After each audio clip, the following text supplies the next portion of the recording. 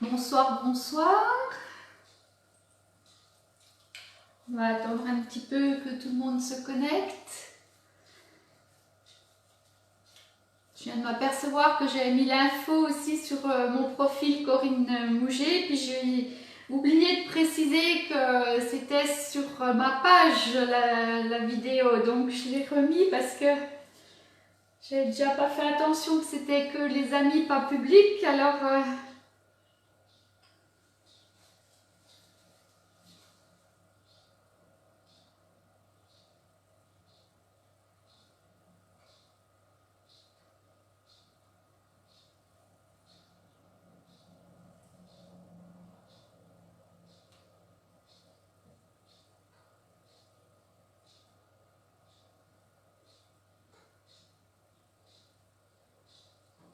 Alors, Marie-Reine, Nadette, Anne-Valérie, Maryse, Hollande. Je m'entends, pourquoi ça? Ah, c'est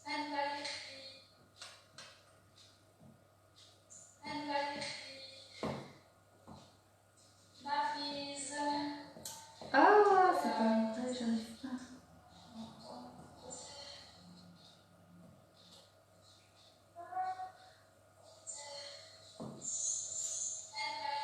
Faut vraiment que je prenne des cours avec la pomme, hein, parce que je suis habituée tellement avec Samsung que ça ne va pas. Ça m'agace tout ça.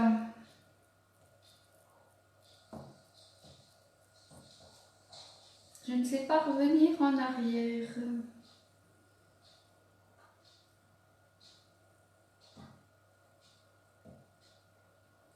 Voilà, j'ai coupé le son. Bon, j'ai réussi quand même à faire qu'elle ne se coupe pas. Hein. J'ai trouvé nos paramètres.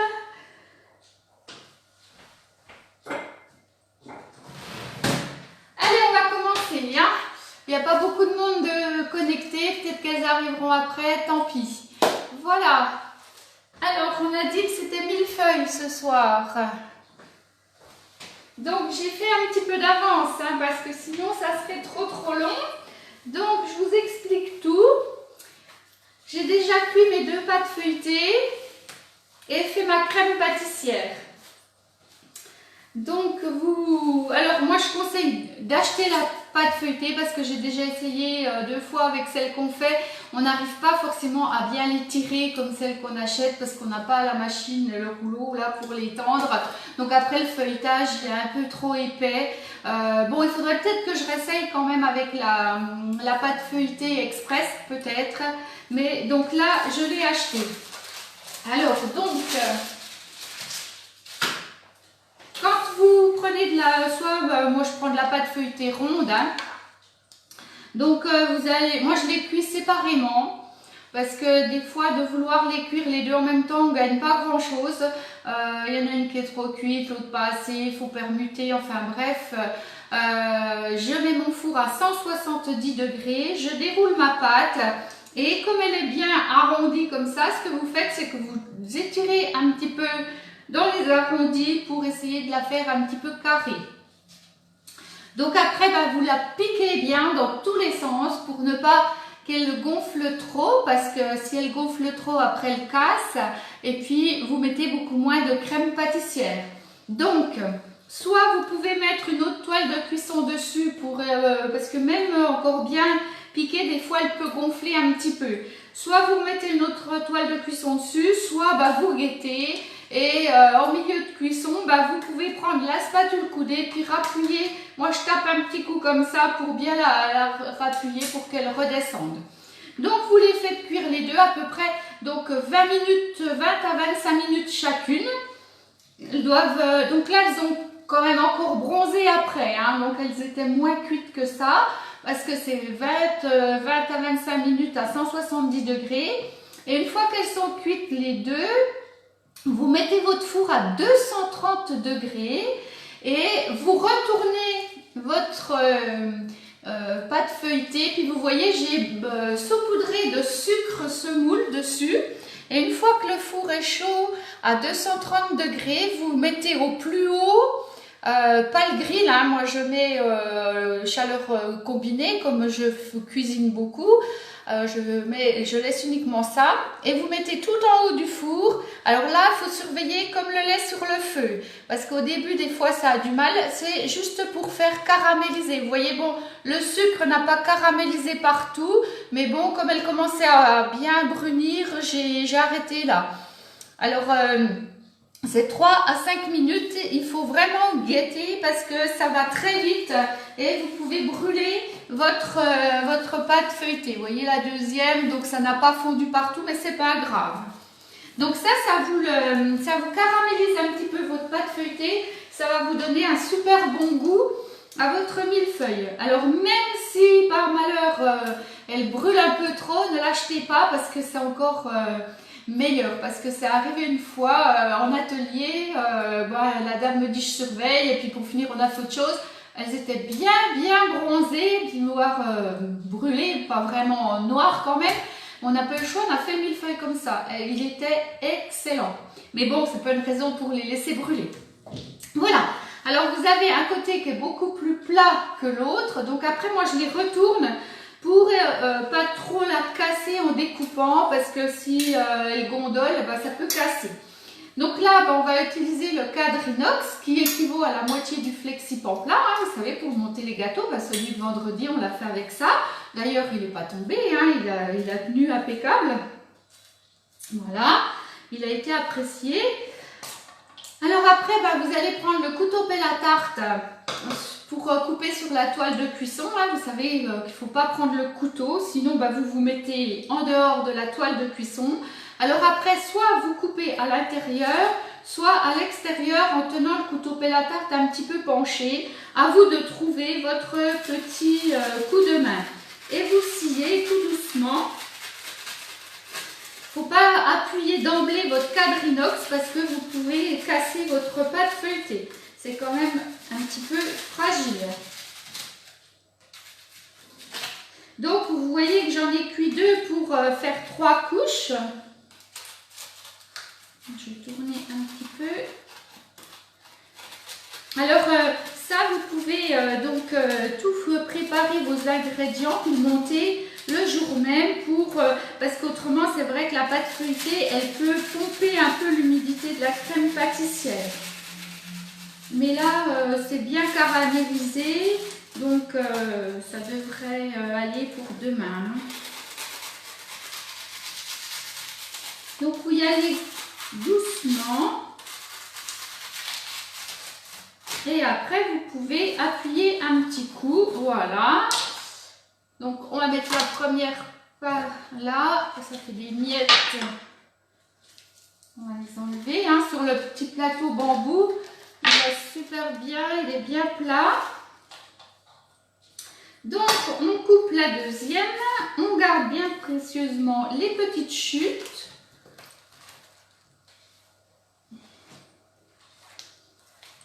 Voilà.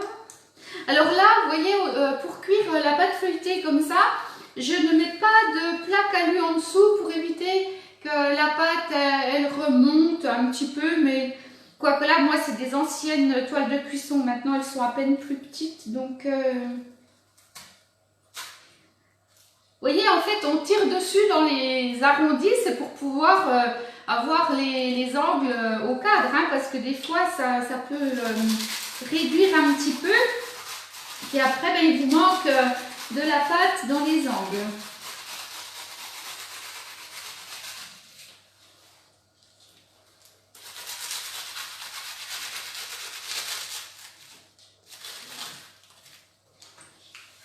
Voilà.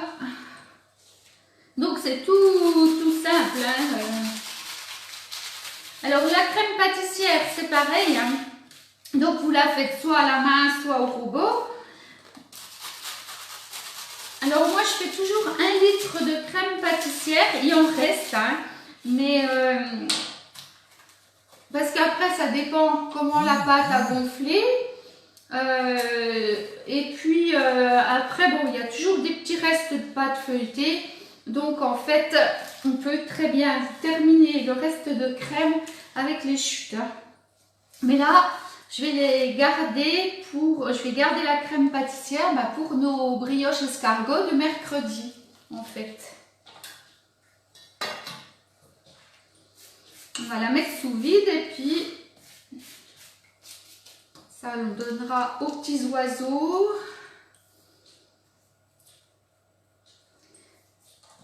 En plus, ils sont malheureux avec les couvreurs qui refont le toit, ils ont tout enlevé les nids et tout, donc les pauvres petits, ils ne savent plus où aller.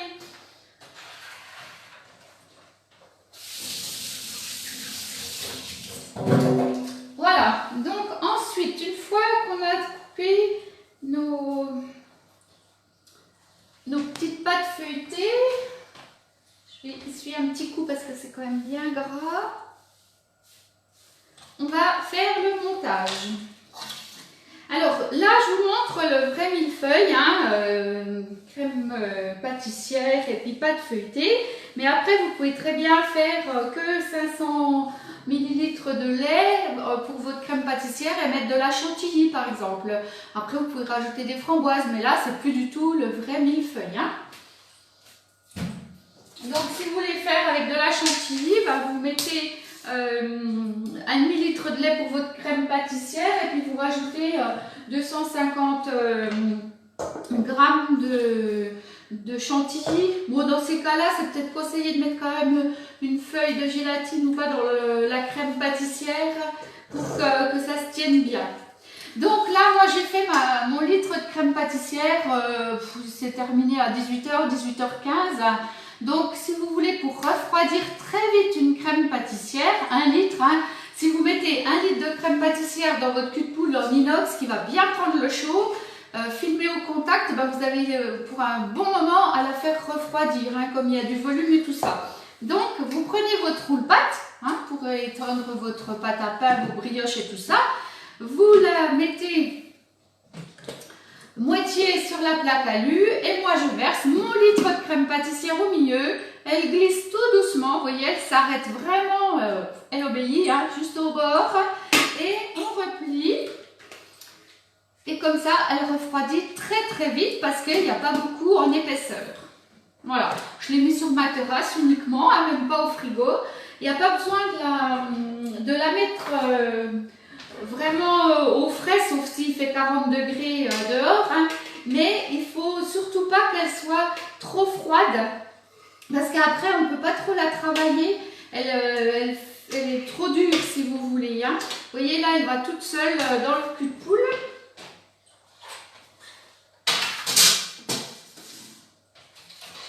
Voilà, alors après j'ai mis un petit peu de vanille dedans, hein. On peut aussi la parfumer, hein, un petit peu. Vous la redétendez à nouveau au fouet.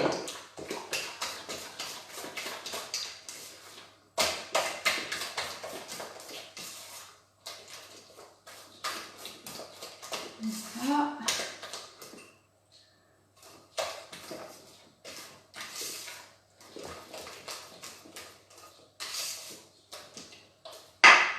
On prend notre petit plateau. On va remettre notre cadre. Voilà, je vais me laver les mains parce que j'en ai sur les mains. Allez, là, je vais mettre.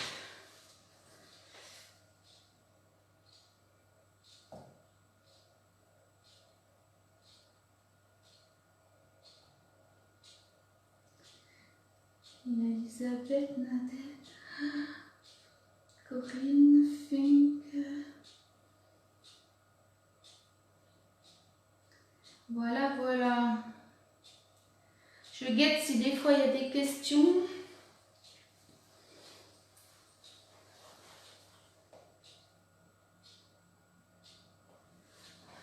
Alors, donc, ensuite, on va prendre la grosse cuillère.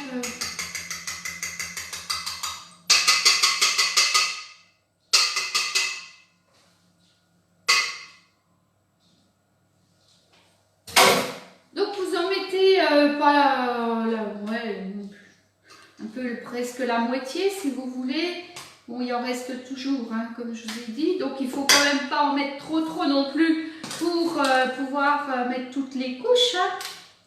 Et le but, c'est que la dernière couche arrive pas tout à fait au-dessus du cadre pour avoir meilleur temps pour faire notre glaçage, en fait.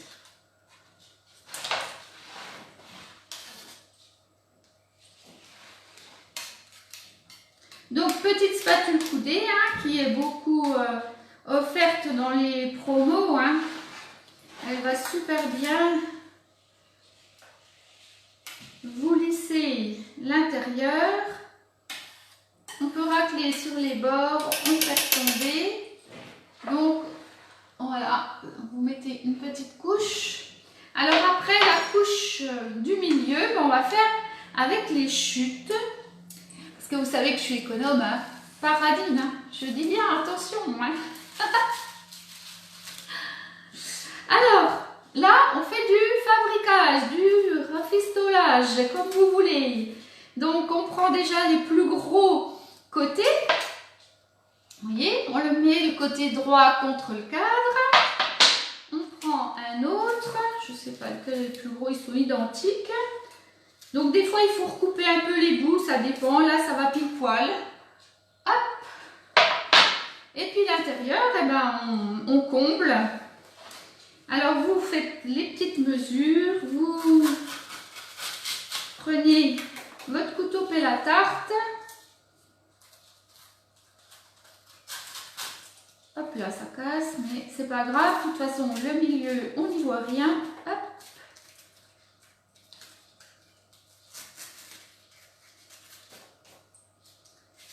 Voilà.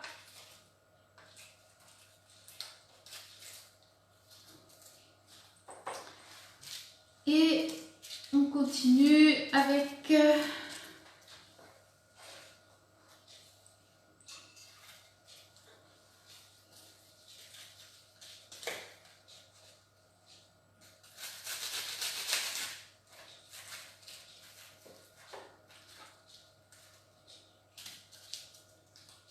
Vous voyez, vous prenez toutes vos petites chutes, il va vous en rester, n'ayez pas peur pour finir votre crème pâtissière si vous ne faites rien d'autre avec. Hein. Il en reste encore. Après, vous pouvez mettre quelques petites miettes dans les petits trous. Voilà, je vais vous montrer ça de près. Vous voyez, vous avez encore ça en grappe. Hein. Alors, il faut faire attention parce que la crème, la pâte feuilletée, ça glisse bien sur les plats. Hein. Alors, vous voyez, vous faites un petit montage avec toutes les chutes. On remet de la crème pâtissière. Donc, cette cuillère, elle va bien pour servir dans les plats. Il y a du silicone autour, elle ne les abîme pas.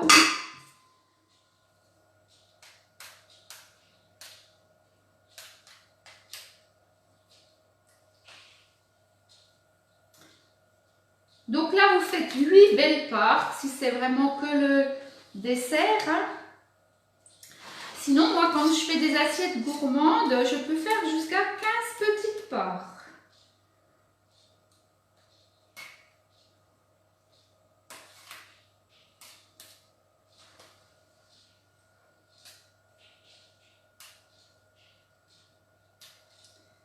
Voilà. Hop.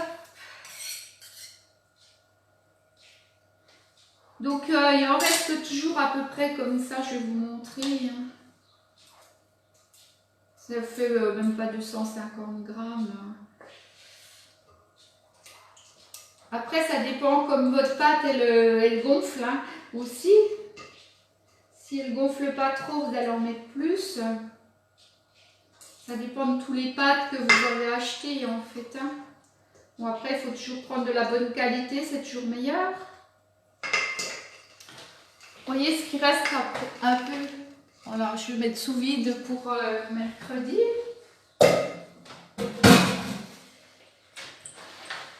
Donc, deuxième couche de crème pâtissière.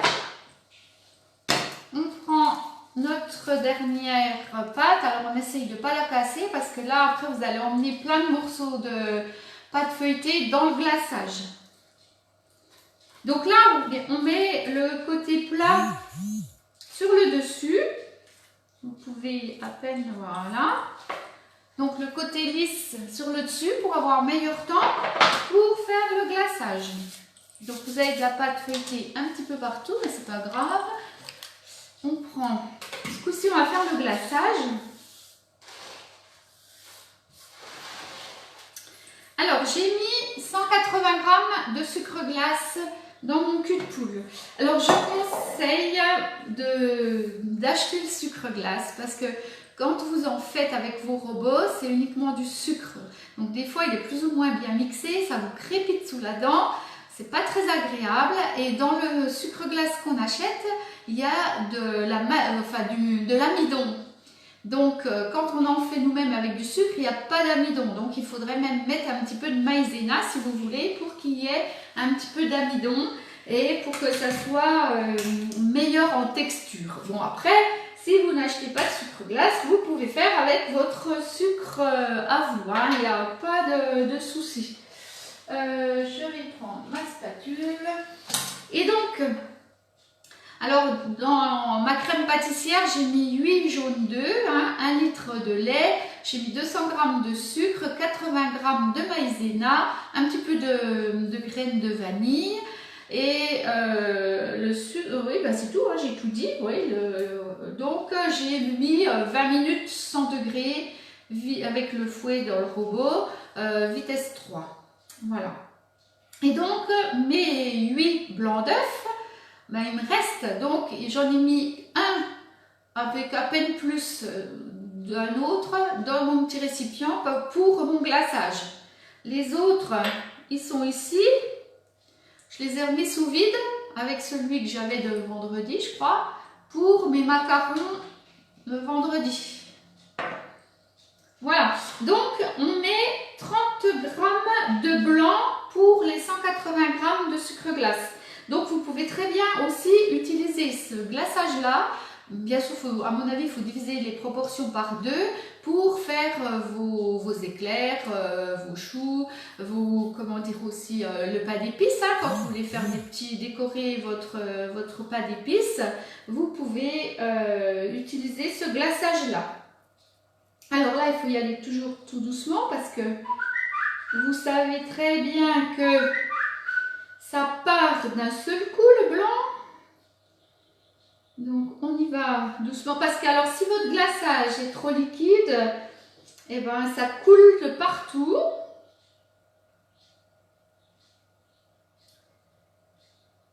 « 27. Alors il faut pas le... Je vais faire le cornet aussi, je pense à ça. Il ne faut pas le mélanger trop tôt parce qu'après automatiquement ben, il va se durcir. Hein. Donc ben, vous avez largement de blanc d'œuf hein, pour en remettre.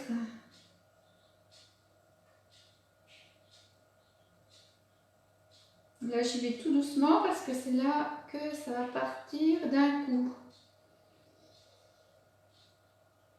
Il faut quelques gouttes.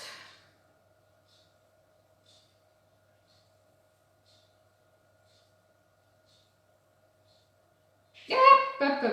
Voilà, 32, bon, on verra, 33. C'est toujours... Bon, après, on n'est quand même pas à 2 grammes près, mais après, des fois, c'est ça qui fait que c'est à peine trop liquide. Hein.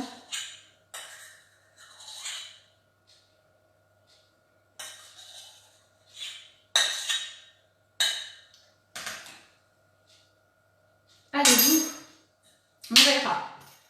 À mon avis, ça va le faire. Alors, donc ça, je le laisse.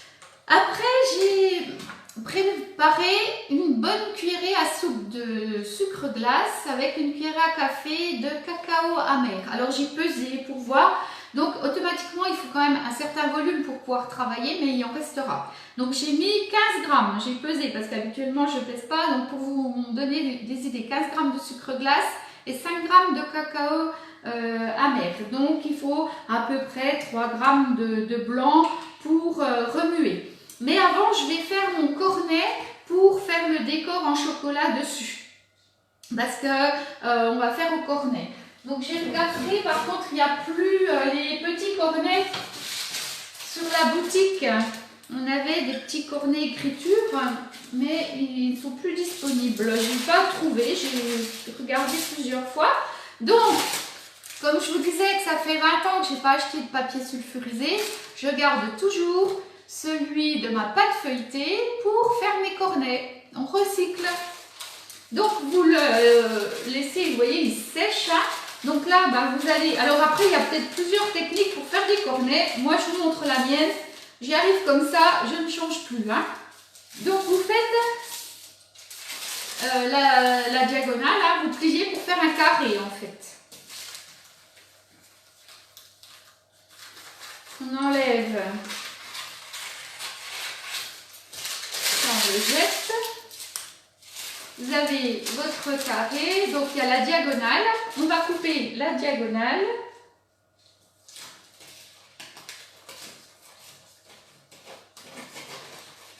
Je ne vais pas très faire. Hop. Donc vous avez deux triangles pour faire deux cornets. Le triangle, le sommet, donc on le prend dans la main droite ou main gauche si vous êtes droitière ou pas. Alors je ne sais pas comment me mettre, si je me mets en face de vous ou devant, enfin bref, je vais m'avancer. Donc vous tenez le sommet, vous allez à l'opposé de votre main gauche, vous tournez la pointe, vous la ramenez sur le sommet.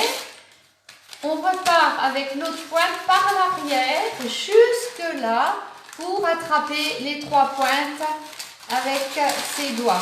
Alors des fois ça va pas bien. Alors rien ne vous empêche, quand le papier va pas bien, vous prenez un stylo, vous le travaillez ou des ciseaux ou n'importe. Alors après le but c'est de fermer votre cornet. Je ne sais pas si vous voyez, vous tirez vers le bas. Celle de derrière là, vous la tirez vers le bas. Et vous voyez, vous fermez le cornet. Là, on ouvre, là, on referme. Vous avez vos trois pointes l'une vers l'autre. On retourne et on condamne. Moi, je plie plusieurs fois, mais vous pouvez très bien mettre des agrafes. Voilà. Et là, vous avez votre cornet qui est fermé à l'extrémité.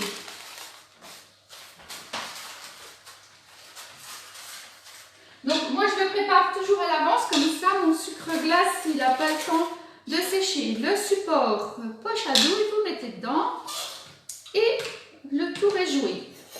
Donc après, ben, on va remuer tranquillement notre sucre glace avec le blanc d'œuf. Alors ça c'est un petit jeu de patience hein, parce qu'il y a du volume et il n'y a que 30 g de blanc. Mais il ne faut pas en rajouter tout de suite, hein. Vous y allez tranquillement. De la patience, vous appuyez bien votre spatule et c'est là qu'on voit bah, s'il est trop épais, on rajoutera parce que du coup j'en ai enlevé peut-être un peu trop. J'aurais peut-être dû laisser ce qu'il y avait en trop.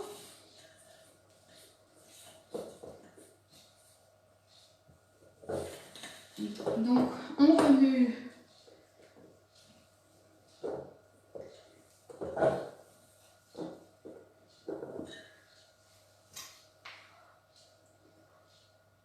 On rabat un petit coup l'ensemble. Je vais vous montrer de près la texture que j'aime bien pour que ça aille bien.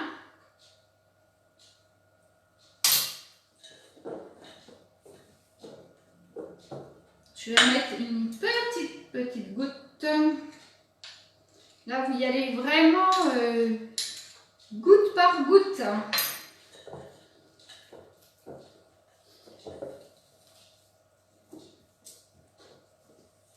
Parce qu'après le glaçage, il ne faut pas trop le travailler parce que ça brille plus après.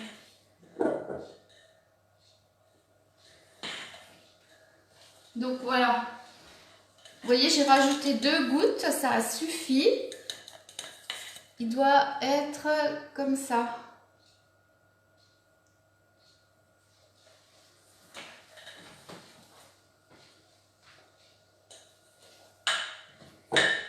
Alors après, on va faire...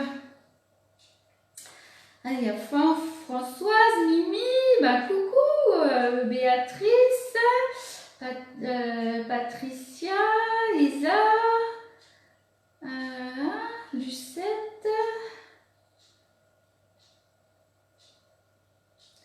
Bah, c'est bien. Alors donc là, il me reste un petit peu. Alors là, je vais y aller tout doux aussi.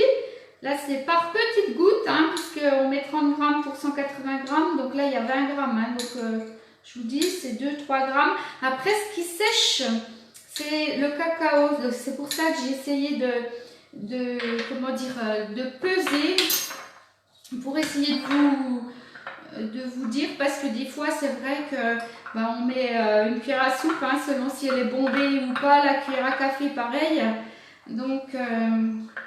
c'est le cacao des fois qui sèche.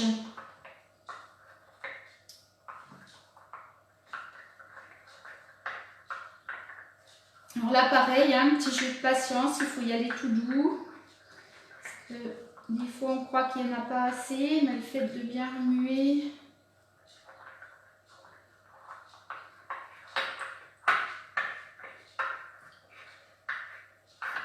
Ah, zut, je mets tout à côté. Parce que c'est pareil, si votre petit mélange là il est trop liquide, et ben vos traits en chocolat ils vont tous s'étaler. Ça va pas faire joli. Bon après vous pouvez lancer une nouvelle mode, hein, faire un petit peu...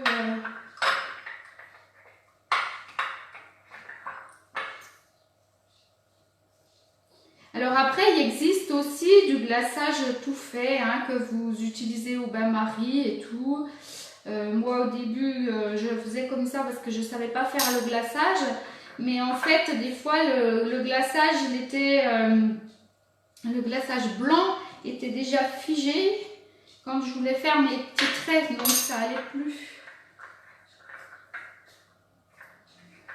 Alors après moi je vous montre ma technique, hein, c'est peut-être pas forcément la meilleure, hein.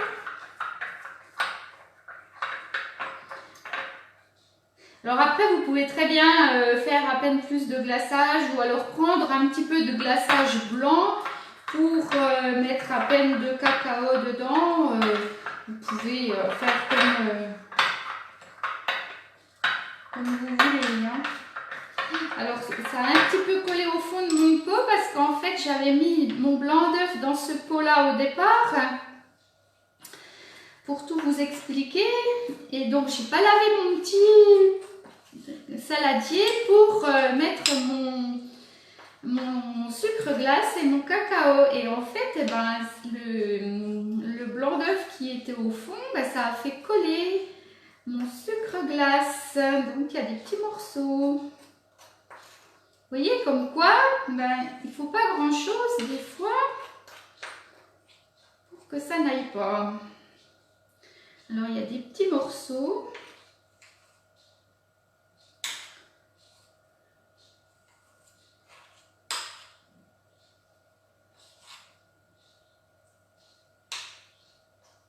Ça risque de ne pas faire très heureux.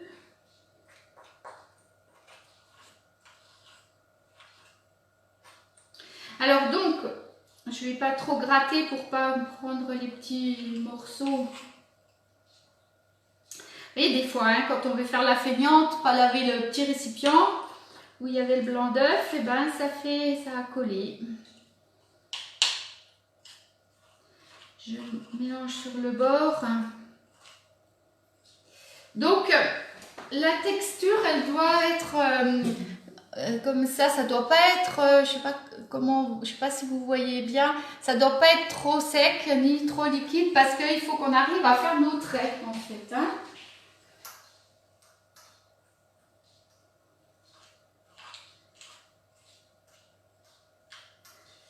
Voilà, donc ça vous fait une bonne cuillère à café, hein. Il ne faut pas beaucoup de volume. Je suis en train de regarder, hein.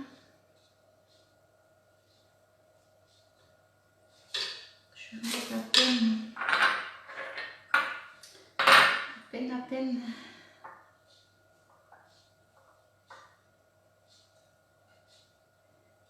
Faut pas que ce soit trop...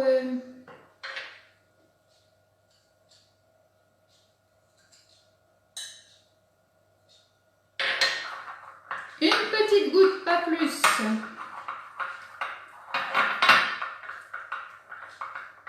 Ça va suffire.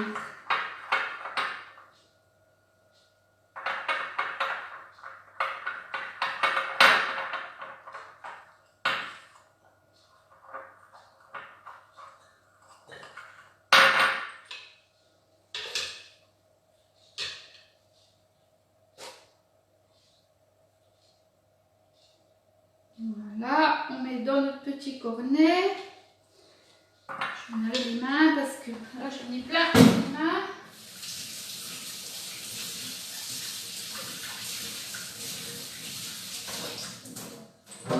Je vais laver ma petite spatule coudée aussi.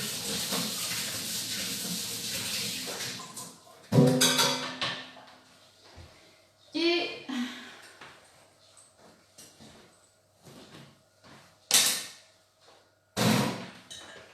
donc si entre-temps vous avez trop traîné et que votre glaçage s'est un petit peu redurci, hein, vous remettez une petite goutte de blanc d'œuf dedans.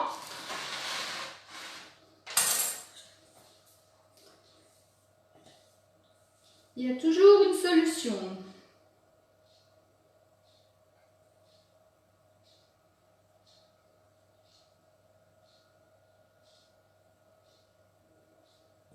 Donc vous le versez sur le d'un côté.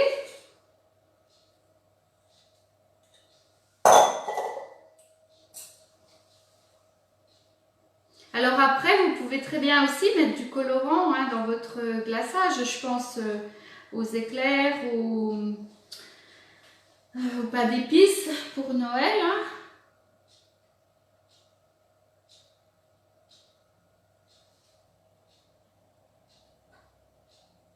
Donc après, on y va assez rapidement.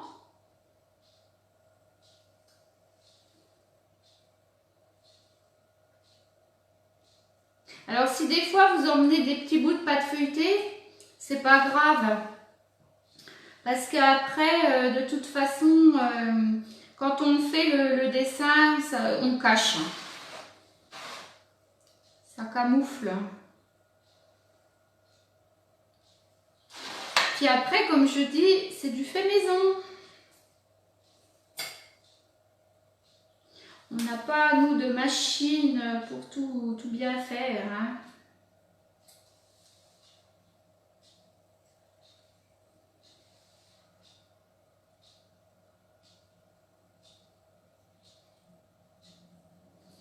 Voilà. Alors si, par hasard, ça coule autour, et ben vous pouvez, hop, vous faites un petit coup comme ça, tout autour, pour récupérer le glaçage qu'il peut y avoir. Hein, parce que si vous êtes monté à peine plus haut, c'est moins pratique pour faire le glaçage.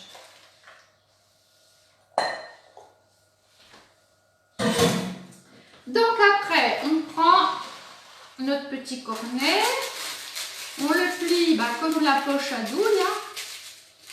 On avance, on appuie pour avancer jusqu'au bout, vous voyez comme il est fermé, ça ne fuit pas.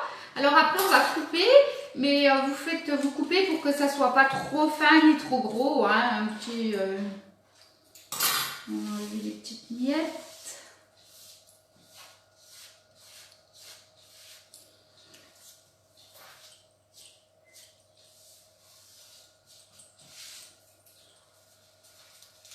Voilà. Donc pareil, il faut toujours que votre petit cornet soit tendu. J'ai fait un petit trou comme ça. Alors là, vous maîtrisez bien pour pas trembler. Donc, moi je me tiens comme ça. Après, à vous de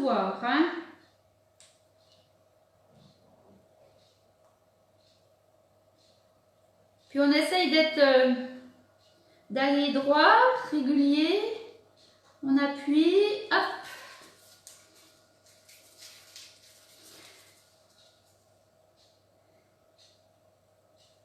Alors après, vous faites les traits plus ou moins serrés.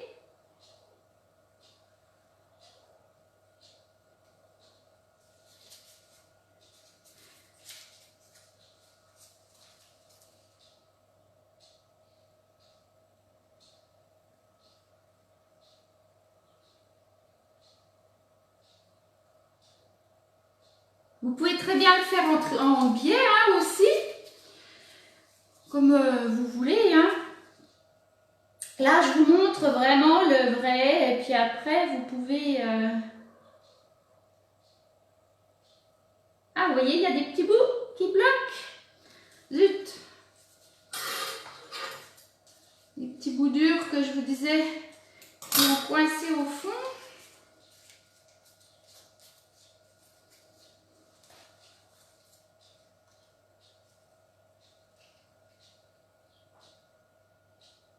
J'ai recoupé, ça va être à peine plus épais, mais tant pis. Le but, c'est de vous montrer la technique. Vous ne ferez pas comme moi, vous ne mettrez pas de blanc d'œuf au fond du petit pot avant.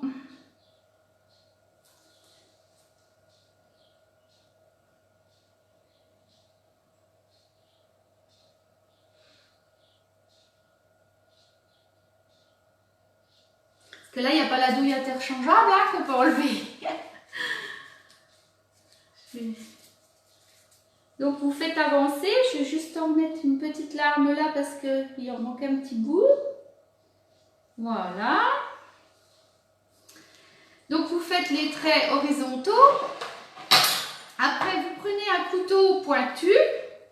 Avant que ça sèche, hein, tout de suite, alors moi je me tiens bien aussi comme ça.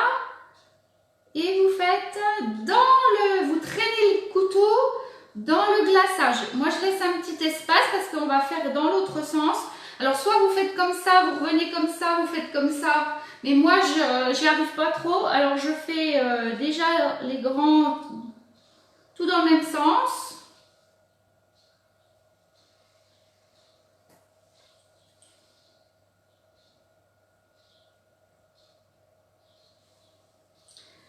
On tourne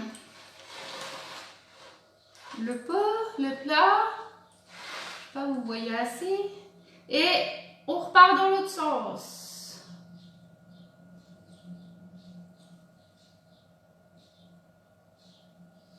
Tant pis, il y a une petite guéguelle.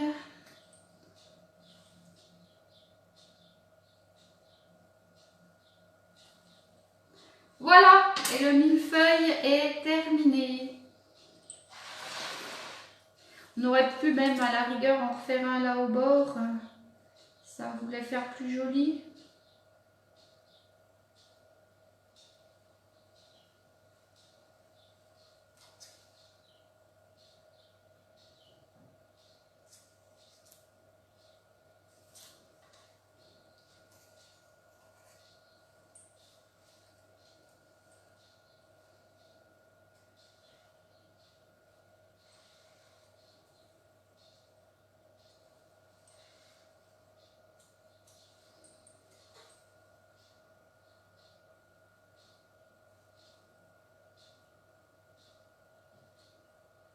Voilà.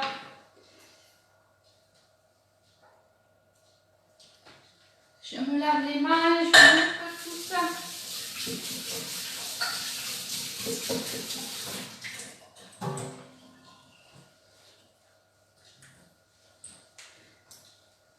Et donc là, vous le placez au frais.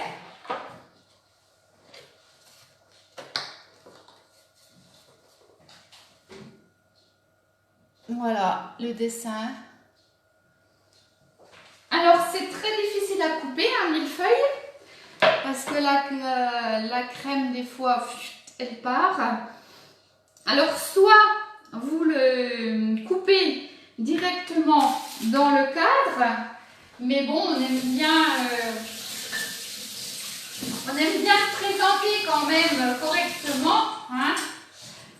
je vais vous montrer comment on coupe. Vous prenez un couteau, le couteau à pâtisserie va super bien pour ça. Coupe très bien. Donc comme je vous disais, soit vous le coupez dedans. Alors si vous le coupez dedans, vous mettez le couteau toujours debout et on scie comme ça. Mais après vous pouvez très bien, bon là je ne vais pas l'enlever parce que c'est pas comme vendredi avec l'ananas où il tenait très bien, on va le laisser quand même durcir. Mais après vous pouvez donner un petit coup de couteau tout autour du cadre pour décoller. Et après vous enlevez votre cadre. Et votre petite spatule, elle vous sert aussi à ça. Vous appuyez comme ça de côté de votre biscuit, vous vous mettez debout comme ça et vous sciez jusqu'au bout. Donc vous déplacez votre spatule, vous la faites suivre et quand vous arrivez presque au bout, vous la remettez de ce côté-là, la spatule. Comme ça, vous venez buter contre votre spatule. Et ça évite que la crème, plouf, elle parte tout. Et vous faites comme ça tout le long.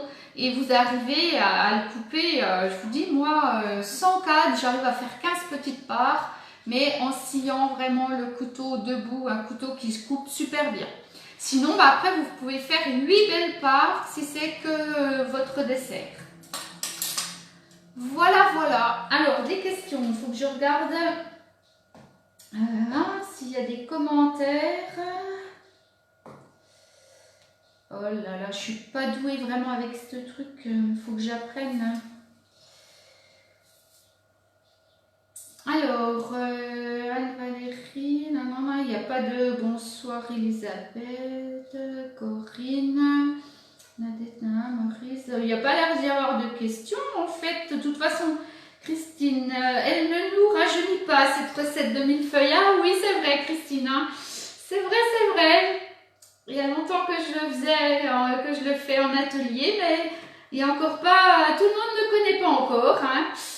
C'est vrai que magnifique, je peux avoir une petite part. Viens, avant que les ouvriers mangent tout, hein, parce qu'ils aiment bien, hein, ils sont gâtés, je te le dis. Hein. Aujourd'hui, je leur ai fait un petit fondant rapide aux pommes. Bravo, merci Béatrice. Pascal, coucou. Valérie, merci. Julie, waouh, super, j'arrive. Venez. Stéphanie, ah oui, c'est toujours compliqué la découpe du millefeuille. Oui, mais on y arrive. Hein, parce que même si vraiment, par malheur, vous cassez une plaque, vous la mettez au fond. Vous gardez toujours la plus belle pour le dessus. Pour avoir meilleur temps.